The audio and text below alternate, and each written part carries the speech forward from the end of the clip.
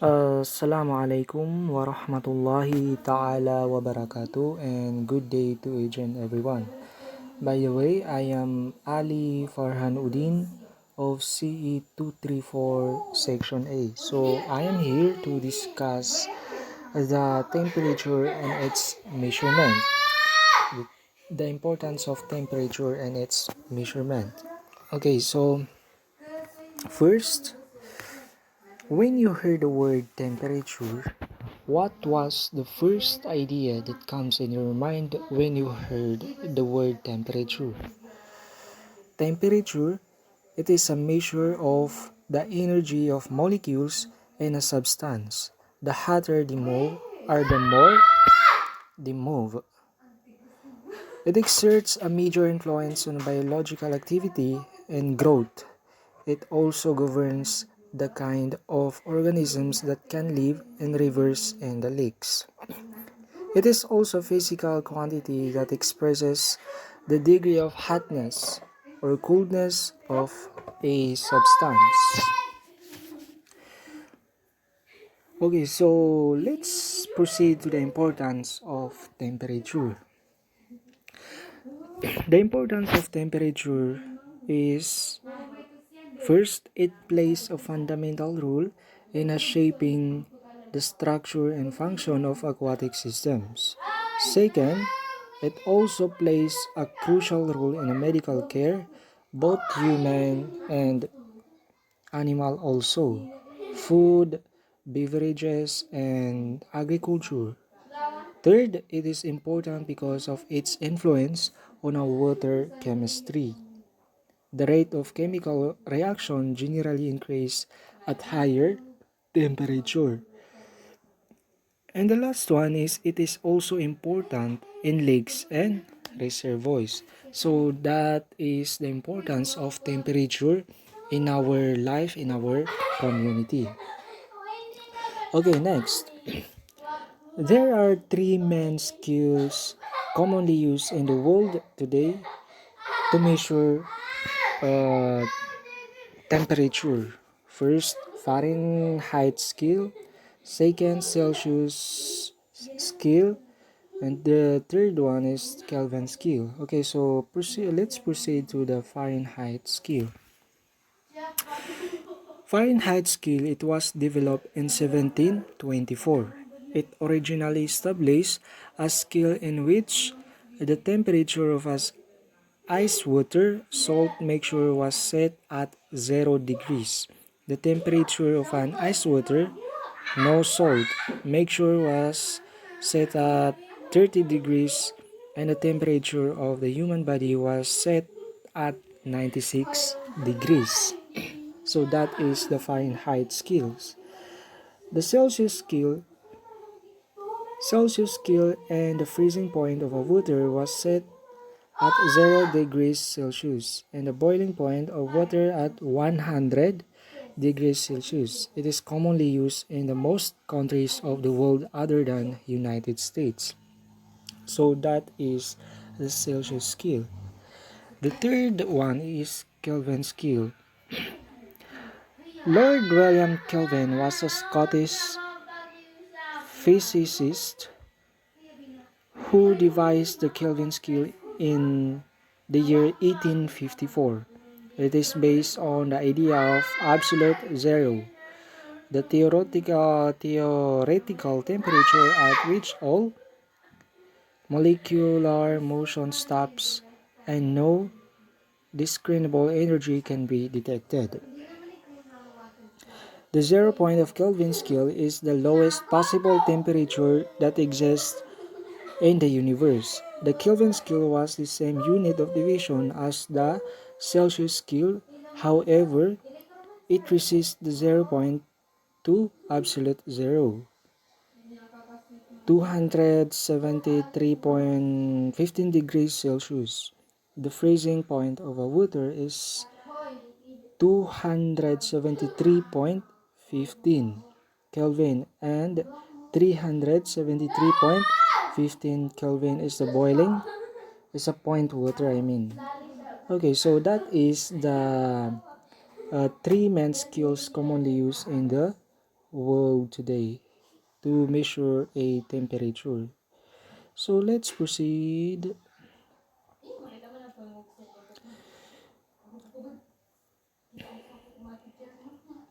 Let's proceed to the distribution of temperature. Horizontal distribution of temperature. The distribution of temperature across the latitude over the surface of the Earth is called horizontal distribution. Isotherms are line connecting points that have an equal temperature. On maps, the horizontal distribution of temperature is commonly shown by isotherms. The factors responsible for the uneven horizontal distribution of temperature are latitude, altitude, land and sea contrast, ocean current, air masses, vegetation cover. So let's proceed to the latitude. Latitude, higher the angle of incidence, higher is the temperature. Similarly, lower the angle of incidence, lower is the temperature. This is why the temperature is higher near the tropical region and decrease towards the poles.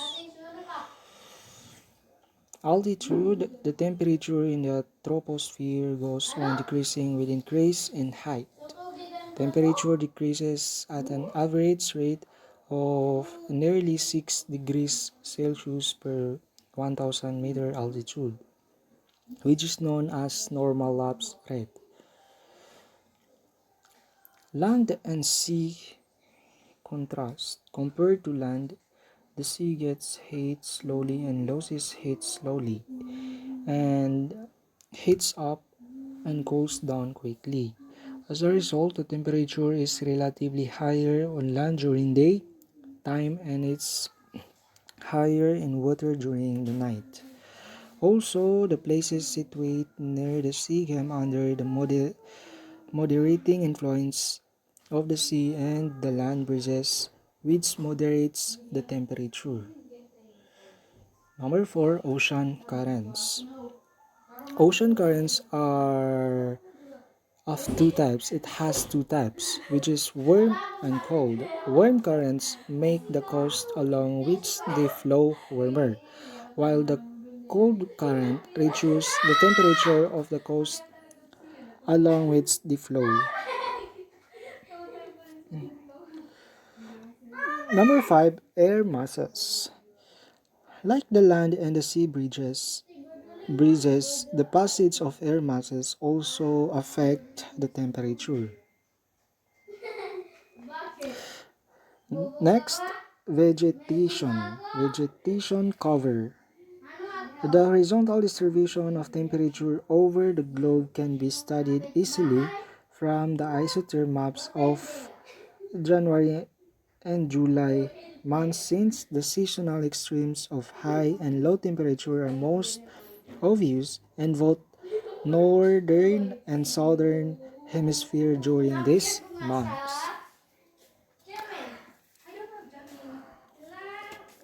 Okay, so we have prayer flat temperature grasslands found in North America.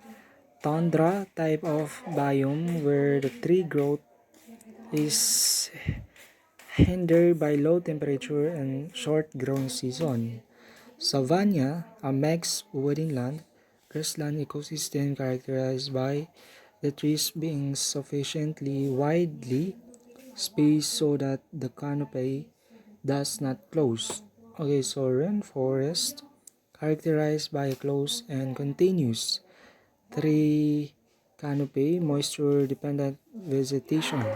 The presence of epiphytes and lianas and the absence of wildfire.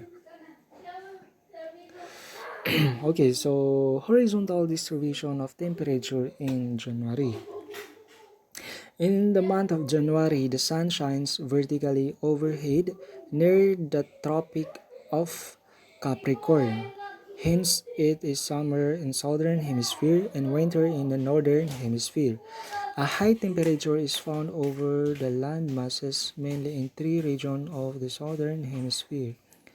These regions are Northwest Argentina, East and Central Africa, and Central Australia. Isotherm of 30 Celsius closest them.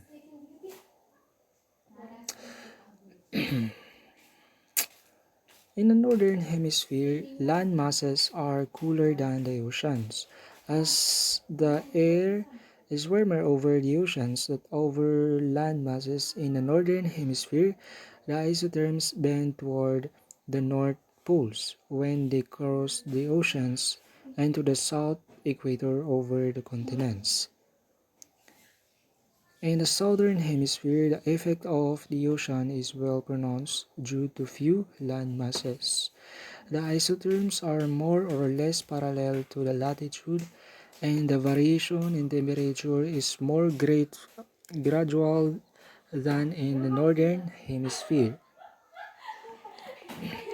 Okay, so in July, the sun shines vertically overhead near the Tropic of Cancer. Hence, high temperatures are found in the entire northern hemisphere.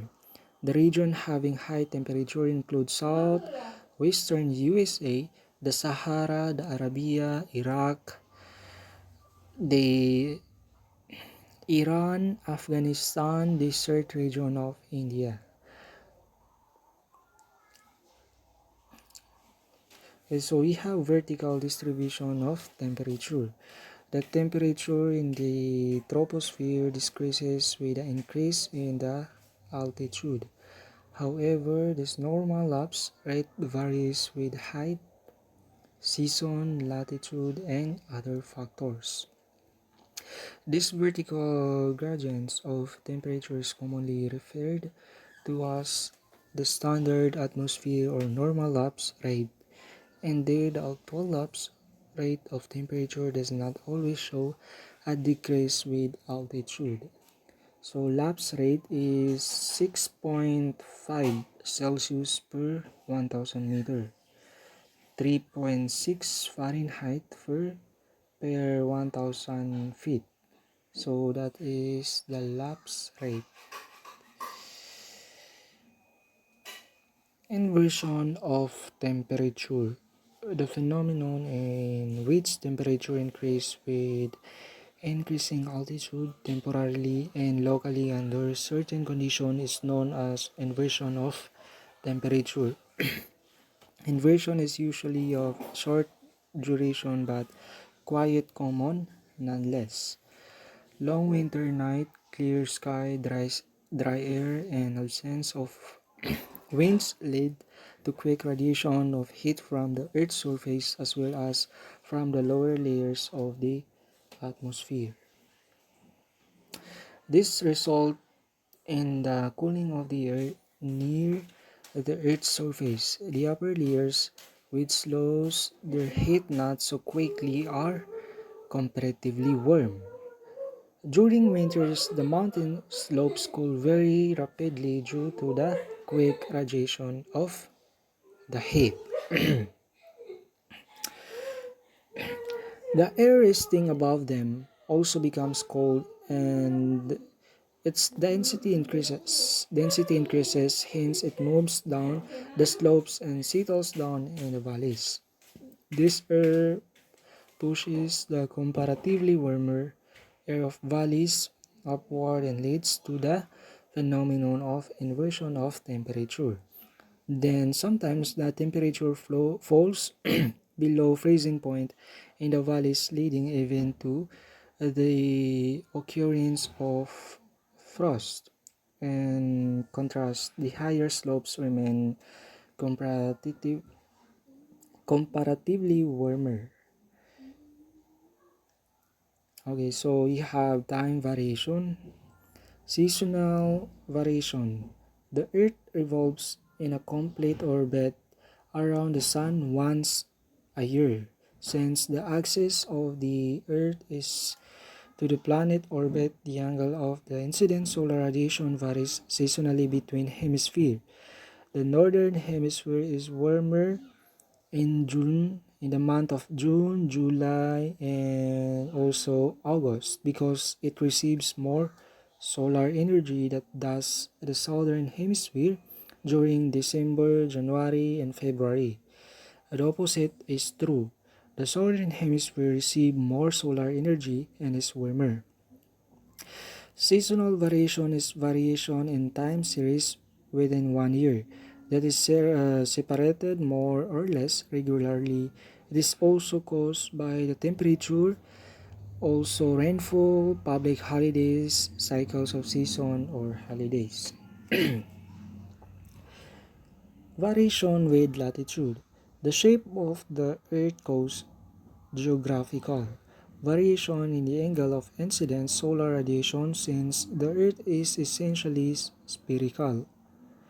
The Sun is more nearly overhead in equatorial region, therefore receives the most radiant energy and warmest. Slanting rays of the Sun at higher latitude delivers less energy over a given an area with the less being received poles. Thank you. That's all. Thank you.